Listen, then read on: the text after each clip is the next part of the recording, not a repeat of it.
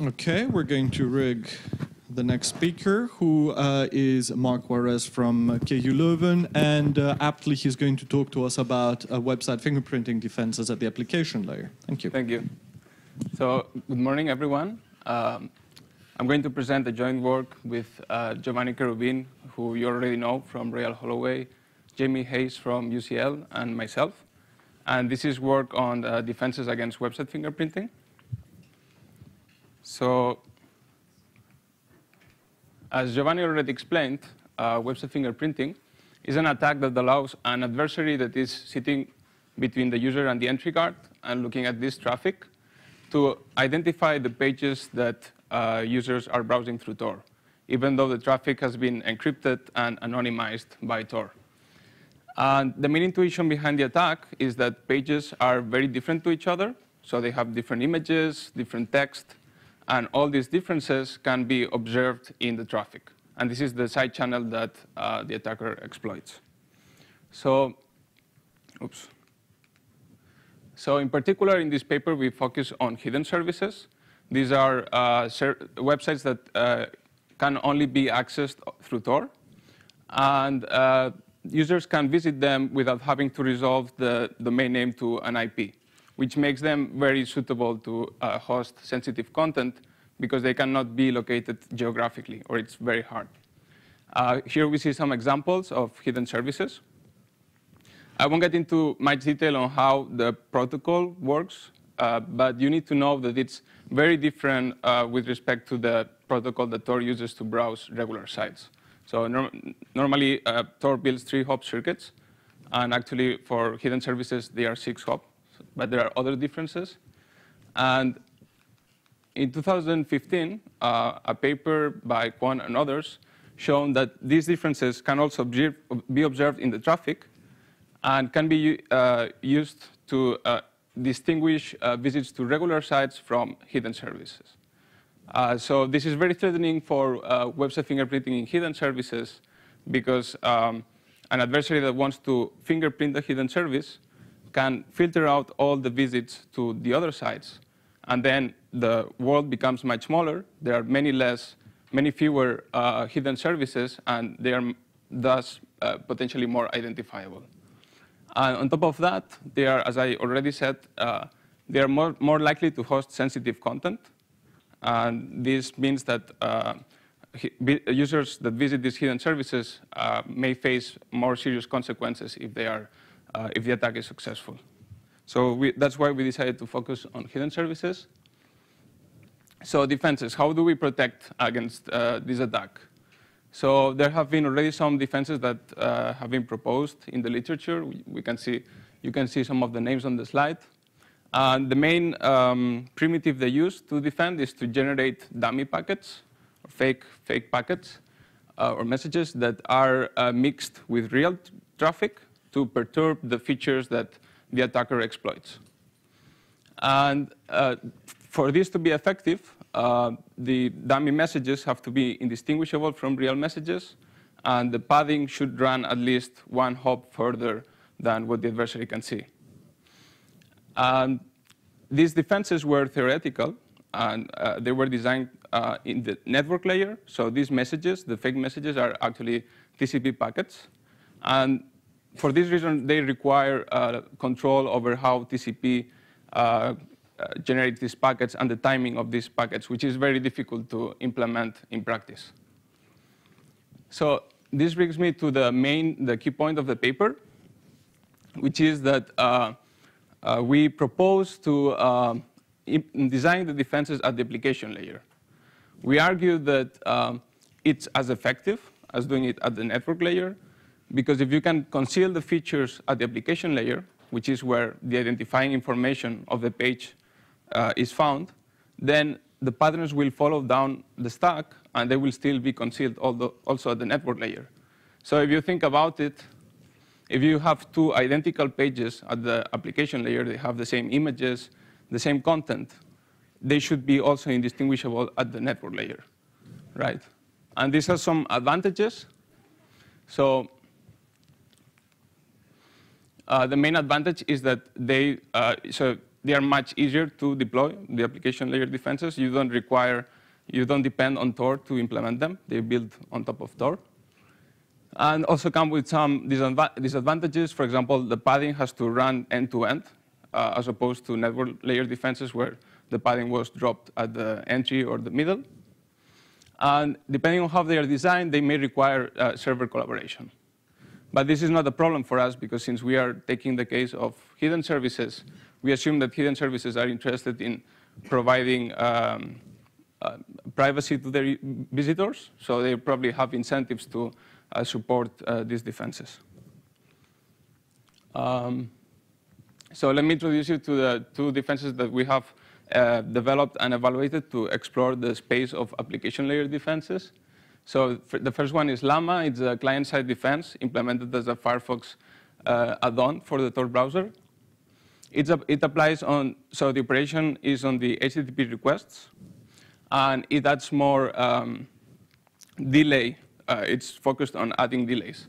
And as you see, this is what I meant by they don't depend on Tor, because a user that wants to get the benefits of this defense can just install the add-on on the Tor browser, and that's all. Then Alpaca is a server-side defense. It's actually the first server-side defense that has been developed and evaluated against website fingerprinting. And it's applied on the actual files in the server. So we implemented this as a script that will crawl the files in the server and apply the padding on these files. And again, like the service operator can just run the script, doesn't depend on Tor. And just to clarify, this is not a client-server solution. These are two independent solutions that can run standalone. And this is how we evaluated them. So I will explain Alpaca first. Alpaca defines the page as a set of objects. So the only important features, since the contents are encrypted, the only important features are the number of objects and the sizes of these objects. And the protection strategy is to give an original page and a target page. It will pad the objects in the original page to match the objects in size and number of objects in the target page. So we didn't want to impact user experience. We wanted the pages to, the user not to see any difference in the page when it's presented to him. So we came up with some tricks to do that. So for example, we added the padding as random strings in the comments as comments in the HTML of the page. Or we added the random strings in the metadata of the images. And also, if we had fake objects, we would use the hidden CSS style in the HTML. So the padding is still sent over the wire, but the user doesn't notice. So how to define this target page? So there are two ways this can be done. So first, when this target page exists. So in this case, if you want to protect secure drop, and you want to, and the target page is Facebook, you would Alpaca would arrange the objects in secure drop so that it adds the optimal padding to make these objects look like some other objects in Facebook. Then the other strategy is the other strategy is to create a collision. So two pages that are slightly similar, we add the right padding in each one to create a collision, and the classifier would confuse them. For that, there are two ways of doing this. So one is based on two parameters that define the padding. So we pad the objects to the next multiple of these parameters. So for example, here, if secure drop has 2 objects and Facebook has 3 objects, then, and the parameter is 5, let's say, or 4 in the example, then you would add as many objects as to reach 4 objects. So this creates like an anonymity set of the pages, and these pages will collude. The other way is probabilistic. We crawled the hidden service space, and we estimated the empirical distributions of number of objects and the sizes of these objects. And what we do is, when we protect the page, we sample from this distribution randomly. So the other defense is Llama. It's inspired by randomized pipelining. Its goal is to randomize the HTTP requests. And we do it by adding some random delays in the HTTP requests. And then we repeat also previous requests to generate padding responses. It's more of an experiment to test randomized pipelining, because randomized pipelining was shown to fail in several evaluations. And we want to see if it was because of the way it was implemented. So we implemented it as an add-on, and we don't require server collaboration. So the evaluation is very simple. The methodology is very simple. We just cached 100 hidden services in our own hidden service that we were running. And we visited these pages with and without the defense. And we then measured security by applying the state-of-the-art attacks on the unprotected and the protected case. And then we compared the accuracies that we got.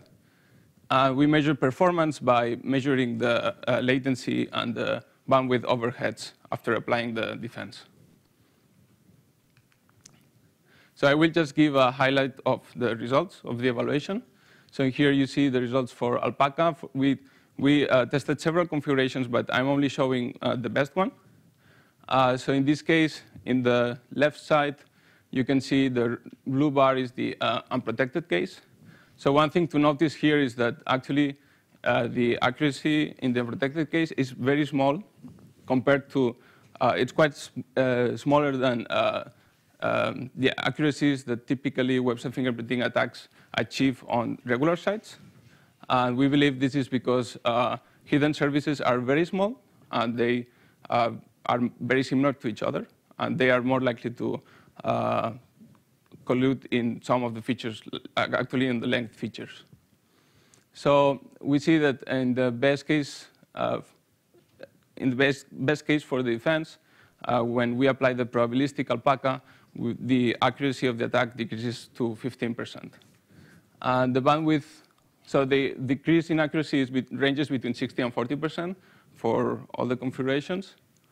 And the bandwidth overheads are, for the probabilistic, are 50% latency and 85% bandwidth overheads.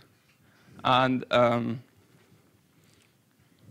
these numbers are in the range of the values that network-level defenses achieved.